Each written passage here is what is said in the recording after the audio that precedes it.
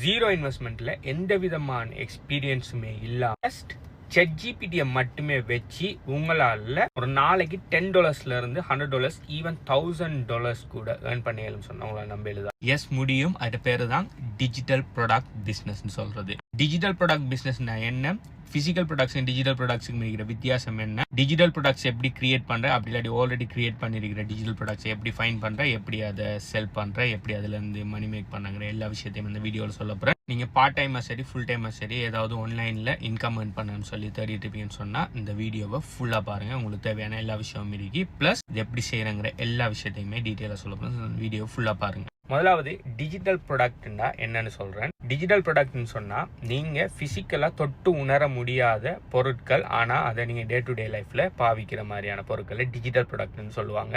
உதாரணத்துக்கு இந்த மணி கூட பாத்தீங்கன்னு சொன்னா இது ஒரு பிசிக்கல் ப்ராடக்ட், இதை தொட்டு உணரலாம். ஓகே, ஆனா டிஜிட்டல் ப்ராடக்ட் பாத்தீங்கன்னு சொன்னா தொட்டு உணர முடியாது. உதாரணத்துக்கு கோர்சஸ், சாஃப்ட்வேர்ஸ், போன்ல இருக்கிற ஆப்ஸ், இதை மாதிரி இதெல்லாம் பாத்தீங்கன்னு சொன்னா ஆன்லைன்ல டிஜிட்டலா இருக்கும். அதை நம்ம தொட்டு உணர முடியாது. ஆனா அதுக்கு மக்கள் பே பண்ணுவாங்க அதை வாங்குறது. கோர்சஸை மக்கள் பே பண்ணி வாங்குவாங்க, சாஃப்ட்வேர்ஸை மக்கள் பே பண்ணி வாங்குவாங்க, ஆப்ஸுகளை மக்கள் பே பண்ணி வாங்குவாங்க. இப்படியான ப்ராடக்ட்ஸுகளை நீங்க ஓனா கிரியேட் பண்ணி செல் பண்ணினாலும் சரி, அப்படி இல்லைன்னு சொன்னா நீங்க ஆல்ரெடி கிரியேட் பண்ணி இருக்கிற ப்ராடக்ட்ஸுக்கு அஃபிலியேட்டா ஜாயின் பண்ணி அதை நீங்க செல் பண்ணினாலும் சரி, நீங்க ஒரு நாளைக்கு $10 இருந்து $100 ஈவன் $1000 கூட ஏர்ன் பண்ணலாம். டிஜிட்டல் ப்ராடக்ட் பிசினஸ்களுக்கு சில உதாரணம் சொல்றேன். நீங்க என்ன பண்ணலாம் சொன்னா, பிடிஎஃப் இருக்கு தானே, ஏதாவது ஒரு விஷயத்தை பிடிஎஃப் கிரியேட் பண்ணி ஏபிசி ஒன்று செய்வது எப்படி, அப்படி ஏபிசி உருவாக்குவது எப்படி, இல்லாட்டி இந்த விஷயத்தை செய்வது எப்படி, இல்லாட்டி இப்படி இதுக்குரிய டிப்ஸ்ன்னு சொல்லி ஏதாவது ஒரு டாபிக்ல நீங்க ஒரு பிடிஎஃப் ஒன்று உருவாக்கி அதை நீங்க ஆன்லைன்ல செல் பண்ணலாம். இப்ப நீங்க ஏதாவது ஒரு விஷயம் ஒன்று செய்றீங்க. உதாரணத்துக்கு நீங்க ஒரு டீச்சர் வைங்க, நீங்க மெட்ஸ் படிப்பிக்கிற டீச்சர் வைங்க. ஓகே, நீங்க ஒரு கிரேட் 5ஆம் ஆண்டுல இருந்து 10ஆம் ஆண்டு வரை மெட்ஸ் படிப்பிக்கிற ஒரு டீச்சர்னு சொன்னா, நீங்க மெட்ஸ் ஈஸி Q&A அப்படி இல்லாட்டி கொஷன் அண்ட் ஆன்சர் இல்லாட்டி பாஸ் பேப்பர், மாடல் பேப்பர்னு சொல்லி எது நான் ஒரு பிடிஎஃப் ஒன்று கிரியேட் பண்ணி அதை நீங்கள் ஆன்லைனில் செல் பண்ணலாம். அப்படி இல்லைன்னு சொன்னால் நீங்கள் பிளம்பர் அப்படி இல்லாட்டி நீங்கள் ஒரு ஏதோ ஒரு தொழில் செய்கிறீங்கன்னு சொன்னால் அந்த தொழிலில் உங்களுக்கு தெரிஞ்ச ட்ரிக்ஸ் டிப்ஸுகளை நீங்கள் இவ்வளோ காலத்துக்கு நீங்கள் செஞ்ச டிப்ஸ் அண்ட் ட்ரிக்ஸுகளை நீங்கள் ஒரு பிடிஎஃப் வெர்ஷனை மாற்றி அப்படி இல்லாட்டி ஒரு ஷார்ட் கோர்ஸ் மாதிரி கிரியேட் பண்ணி நீங்கள் செல் பண்ணி மணி மேக் பண்ணலாம். இப்படி செய்கிறதுக்கு நீங்கள் இருந்து டைப் பண்ணி தான் செய்யணுன்னு இல்லை. நீங்கள் ChatGPT எடுத்து உங்களோட நிச்சில் இருக்கிற பெஸ்ட்டான டிப்ஸ் அண்ட் ட்ரிக்ஸுகளை நீங்கள் ஒரு ரஃப்பான ஐடியாவாகிட்ட கொடுத்து இதை நீங்கள் என்ன பண்ணுங்கன்னு சொன்னால் ஒரு பிடிஎஃபாக மாற்றித்தாங்க, இல்லாட்டி பிடிஎஃப் ஃபார்மேட்டுக்கு மாற்றுங்க, இல்லாட்டி நீங்கள் ஏதோ ஒரு கோர்ஸ் ஃபார்மேட்டு மாற்றுங்க, இல்லாட்டி இன்ஃபோகிராஃபிக்காக மாற்றுங்கன்னு சொன்னால் ChatGPT வித்தின் 1 மினிட்ல உங்களுக்கு ப்ராடக்டை கிரியேட் பண்ணி தந்துடும். அந்த ப்ராடக்டை எடுத்து ப்ராப்பராக ஃபனலிங் ஒன்றுக்குள்ளே போட்டு நீங்கள் ப்ராப்பரான மார்க்கெட்டிங் பண்ணுவீங்கன்னு சொன்னால் அதை ஒரு நாளைக்கு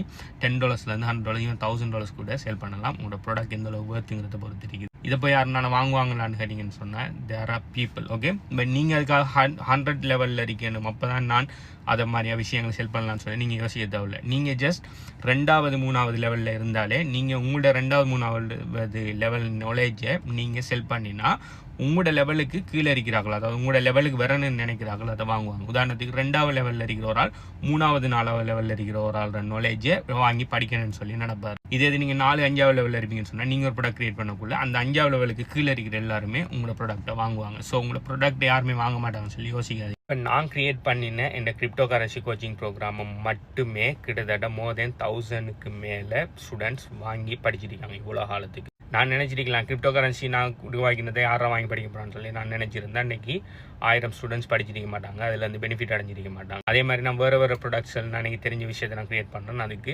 சேல்ஸ் நடந்து தான் இருக்குது. ஸோ ஒரு காலமும் நீங்க லிமிட்டிங் பிலீஃப்ல போகாதீங்க, நான் கிரியேட் பண்ணது யார் வாங்குவாங்க யார் படிப்பாங்கன்னு சொல்லி. நேகமானாங்களுக்கு ஒரு பிசினஸ் ஒன்று ஸ்டார்ட் பண்ண சைட் ஹாஸ்ல் ஒன்று செய்யணும்னு சொன்னால் ஃபிசிக்கல் ப்ராடக்ட்ஸ் தான் நோக்கி போவாங்க.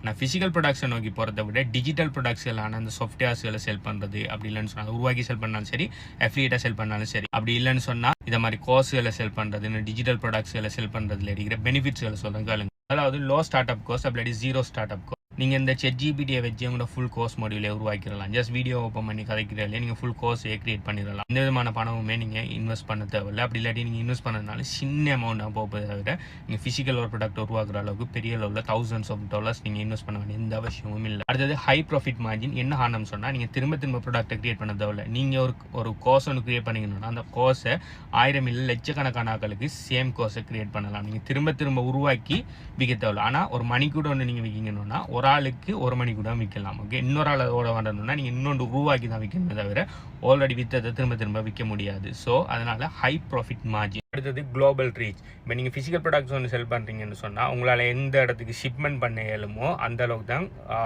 இது செல் பண்ணலாம். அடுத்த ஷிப்மெண்ட் காஸ்ட்லாம் பெரிய அளவில் வரத்தால் வெளிநாட்டில் இருந்து ஒரு ஆள் இங்கே இருக்கிற ஒரு ப்ராடக்ட்டை வாங்குறதுக்கு முற்பட மாட்டார். ஆனால் நீங்கள் டிஜிட்டல் ப்ராடக்ட் பிஸ்னஸ் பண்ணவங்க எல்லாமே ஆன்லைனுங்கிறதால நீங்கள் உருவாக்கி விற்கிற ப்ராடக்ட்டை நீங்கள் கனடாவில் வந்து விற்பீங்கன்னா ஸ்ரீலங்காவில் இருக்கிற ஆள் வாங்கலாம், ஸ்ரீலங்காவில் உருவாக்குறது யூஎஸில் இருக்கிற ஒரு ஆள் கூட வாங்கலாம். Okay, global reach. ஸோ உங்களோட மார்க்கெட் ஒரு குறிப்பிட்ட வட்டத்துக்குள்ளே இல்லை, உலகமே உங்களோட மார்க்கெட். அடுத்தது ஆட்டோமேஷன் ஃப்ரெண்ட்லி. இது என்ன ஆட்டோமேஷன் ஃப்ரெண்ட்லின்னு சொன்னால் நீங்கள் உங்களோட ப்ராடக்ட் ஒன்று கிரியேட் பண்ணி நீங்கள் ஒரு PDF ஒன்று கிரியேட் பண்ணி அதை ஒரு ஃபனல் ஒன்று பண்ணி நீங்கள் மார்க்கெட்டிங் ஆட்டோமேட் பண்ணிவிட்டீங்கன்னு சொன்னால் மெனுவலாக எல்லா விஷயத்தையுமே செஞ்சுட்டு இருக்க தேவையில்ல.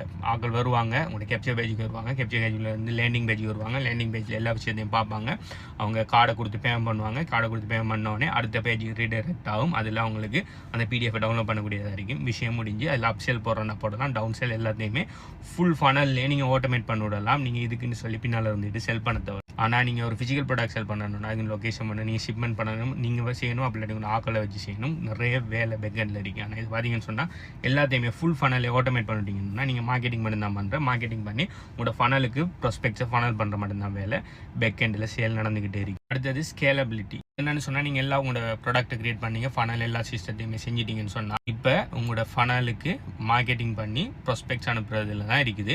நீங்கள் 100 ப்ராஸ்பெக்ட் அனுப்பக்குள்ள 10 சேல் பேக்கெண்ட் நடக்கணும்னா 1000 ப்ராஸ்பெக்ட் அனுப்பக்குள்ள 100 சேல் நடக்கும்.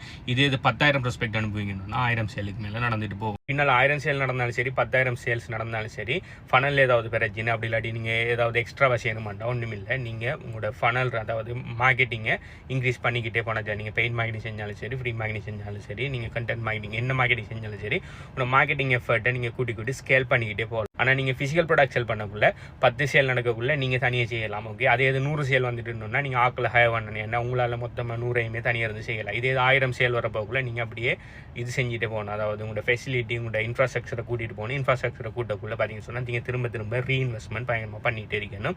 அப்படி பண்ணக்குள்ள நாளைக்கு அந்த மார்க்கெட்டிங் பிரச்சனை நடந்து உங்களோட ப்ராடக்ட்டுக்கு வில்லு படலை, அப்படி இல்லாட்டி உங்களோட சேல்ஸ் குறையுதுன்னு சொன்னால் நீங்கள் இன்ஃப்ராஸ்ட்ரக்சர் கூட்டிட்டீங்க. ஸோ உங்களோட ஓவர் ஹெட் கூடி பிஸ்னஸ் லொஸ்ட் ஆகுது நிறைய சான்ஸ் இருக்குது. ஆனால் இங்கே அப்படி இல்லை. ஃபனலுக்குள்ளே வர ப்ராஸ்பெக்ட் குறைஞ்சா சேல்ஸ் குறையும், ப்ராஸ்பெக்ட் கூடினா சேல்ஸ் கூடும். இதுக்குள்ள இடையில உங்களோட எந்த விதமான ஓவர் ஹெட் காஸ்ட்டும் கூட போகிறது. இதே நீங்கள் ஒரு ஆஃபீஸ் ஒன்று கிரியேட் பண்ணணும், வேர் ஹவுஸ் ஒன்று கிரியேட் பண்ணணும், ப்ராடக்ட் மேனுஃபேக்சரிங் யூனிட் ஒன்று கிரியேட் பண்ணணும், ஒரு அவசியமும் இல்லை. ஜஸ்ட் நீங்கள் உங்களோட லேப்டாப்பும் இல்லாட்டி உங்களோட ஃபோன், தட்ஸ் இனஃப். அடுத்தது ஈஸியாக அப்டேட் பண்ணிக்கலாம். இப்போ உங்களோட கோர்ஸில் ஒரு புது விஷயம் ஒன்று நீங்கள் ஆட் பண்ண நினைங்க, இல்லாட்டி ஆல்ரெடி இருக்கிற விஷயம் ஒன்று ரிலவெண்ட் ஆகிட்டு அதை புதுசாக ஆட் பண்ண நினைக்கிறீங்கன்னா அந்த பாட்டை தூக்கிட்டு புது விஷயத்தை நீங்கள் அப்டேட் பண்ணி போட்டு விஷயத்தை முடிச்சிடலாம். ஆனால் நீங்கள் ஆல்ரெடி மேனுஃபேக்சர் பண்ணி வச்சுட்டீங்க, ஒரு 100 ப்ராடக்ட்டை மேனுஃபேக்சர் பண்ணிட்டீங்க, உதாரணத்து மணிக்கூட 100 மேனுஃபேக்சர் பண்ணி வச்சுட்டீங்க, அதில் ஏதாவது எரர் வந்துட்டு இல்லாட்டி எதனால இம்ப்ளிமெண்ட் பண்ணணும்னு சொன்னால் திரும்ப அதை எல்லாத்தையுமே ரீடூ பண்ணுறது உங்களுக்கு பயங்கரமாக காஸ்ட் ஆகும். அப்படி இல்லாட்டி அது எல்லாத்தையுமே ரிஜெக்ட் பண்ணி போட்டு திரும்ப புதுசாக செய்ய வேண்டி வரும். இப்படியான டிஜிட்டல் ப்ராடக்ட்ஸை நீங்கள் உருவாக்கினாலும் சரி, அப்படி இல்லைன்னு சொன்னால் உங்களோட நிச்சொன்று செலக்ட் பண்ணி அந்த நிச்சில் இருக்கிற ஆல்ரெடி இருக்கிற டிஜிட்டல் ப்ராடக்ட்ஸுக்கு நீங்கள் அஃபிலியேட் ஆகினாலும் சரி, நீங்கள் நார்மலாக ஃபிசிக்கல் ப்ராடக்ட்ஸுங்க அஃபிலியேட் பண்ணலாம், டிஜிட்டல் ப்ராடக்ட்ஸுங்க அஃபிலியேட் மார்க்கெட் ஆகலாம். அஃபிலியேட் மார்க்கெட்டிங் என்னன்னு சொல்லி நம்ம வர வீடியோஸில் போடுறீங்க, போய் பார்த்துக்கொள்ளுங்க. இன்னொரு ஆள் ப்ராடக்ட் சர்வீஸையும் நம்மளோட ஓன் மார்க்கெட்டிங் கூட செல் பண்ணுறதுக்கு ஒரு கமிஷன் உண்டு அவங்க தருவாங்க, அது அஃபிலியேட் மார்க்கெட். இப்போ நீங்கள் ஃபிசிக்கல் ப்ராடக்ட் அஃபிலியேட் மார்க்கெட் பண்ணுங்களா, ஃபிசிக்கல் ப்ராடக்ட்ஸுக்கு மேனுஃபேக்சரிங் காஸ்ட், ஓவர் ஹெட், அது இதுன்னு சொல்லி நிறைய இது இருக்கிறதால அஃபிலியேட் கமிஷன் பார்த்தீங்கன்னா சின்ன ஒரு பர்சன்டேஜ் தான் தருவாங்க. 3-4% மேக்ஸிமம் 10% மேலே அஃபிலியேட் கமிஷன் தர மாட்டாங்க. ஆனால் டிஜிட்டல் ப்ராடக்ட்ஸுக்கு பார்த்தீங்கன்னு சொன்னால் ஓவர் ஹெட் காஸ்ட் பெருசாக இல்லை, ஒரு தரம் கிரியேட் பண்ணினதை மல்டிபிள் டைம் செல் பண்ணுவாங்க. அடுத்து ரெக்கரிங் கமிஷன் விஷயங்கள், ரெக்கரிங் பேமெண்ட்கள் இருக்கிறதால கமிஷன் பார்த்தீங்கன்னு சொன்னால் 40-50% ஈவன் 90% கூட கமிஷன் தருவாங்க டிஜிட்டல் ப்ராடக்ட்ஸ். நான் சில அஃபிலியேட் ப்ரோக்ராமில் ஜாயின் பண்ணியிருக்கேன், டிஜிட்டல் ப்ராடக்ட் அஃபிலியேட் ப்ரோக்ராமில் ஜாயின் பண்ணி ப்ரொமோட் பண்ணி கமிஷன் ஏர்ன் பண்ணியிருக்கேன். பார்த்தீங்கன்னா 80% வரையும் நான் ஏர்ன் பண்ணியிருக்கிறேன். யார் இன்னொரு ஆள் ப்ராடக்ட்டை நான் விற்று கொடுத்தா அவர் 80% வரையும் கமிஷன் தருவார். ஸோ நீங்கள் உங்களோட ஓன் டிஜிட்டல் ப்ராடக்ட்டை கிரியேட் பண்ணி செல் பண்ணுறதா இருந்தாலும் சரி, அப்படி இன்னொரு ஆல்ரெடி டிஜிட்டல் ப்ராடக்ட்டுக்கு அஃபிலியேட் மார்க்கெட்டாக ஜாயின் பண்ணி செல் பண்ணுறதா இருந்தாலும் சரி, டிஜிட்டல் ப்ராடக்ட் பெசிவ் இன்கம்ங்கிறது ஒரு முக்கியமான விஷயம் உண்டு. ஈஸியாக செய்யலாம் ஃபிசிக்கல் ப்ராடக்ட்டை செய்கிறத விட. உங்களுக்கு இப்படியான டிஜிட்டல் ப்ராடக்ட்ஸில் கிரியேட் பண்ணுறதுக்கு ஆசை இருக்குது, அப்படி இல்லைன்னு சொன்னால் இன்னொரு ஆள் கிரியேட் பண்ணுற டிஜிட்டல் ப்ராடக்ட்ஸுக்கு அஃபிலியேட் மார்க்கெட்டாக மாறணும்னு சொல்லி ஆசை இருக்குன்னு சொன்னால் HBU கன்சல்டன்ஸில் மோனடைஸ் அட்டென்ஷன் சொல்லி ஒரு கோச்சிங் ப்ரோக்ராம் வந்து கொடுத்துட்டு இருக்கேன். இதில் பார்த்தீங்கன்னு சொன்னால் content clipping, UGC video create பண்ணுற எப்படி, அடுத்தது கம்ப்ளீட் டாஸ்க்களை கம்ப்ளீட் பண்ணி ஏர்ன் பண்ணுற எப்படி, அப்படி உங்களோட ஓன் டிஜிட்டல் ப்ராடக்ட்ஸ் எப்படி கிரியேட் பண்ணி செல் பண்ணுற எப்படி, அந்த டிஜிட்டல் மார்க்கெட்டிங் ஒரு ஏஜென்சி ஒன்று உருவாக்குற, அடுத்தது அஃபிலியேட் மார்க்கெட்டிங் டிஜிட்டல் ப்ராடக்ட்ஸுக்கு எப்படி செய்கிறேன்னு சொல்லி எல்லா விஷயத்தையுமே டீச் பண்ணிடுறேன். ஸோ அந்த மொனடைஸ் அட்டென்ஷனுங்கிற அந்த கோச்சிங் ப்ரோக்ராமில் மேலே டீட்டெயில்ஸ் வேணும்னு சொன்னால் நீங்கள் வீடியோ பார்த்துட்டு இருக்க டைம் வீடியோ எத்தனை லைக் இருங்கிறது கீழே கமெண்ட் பண்ணுங்கள். இது சம்மந்தமான மேலே டீட்டெயில்ஸ் எங்கே எடுக்கிறேன்னு சொல்லி சொல்கிறேன். பாய்.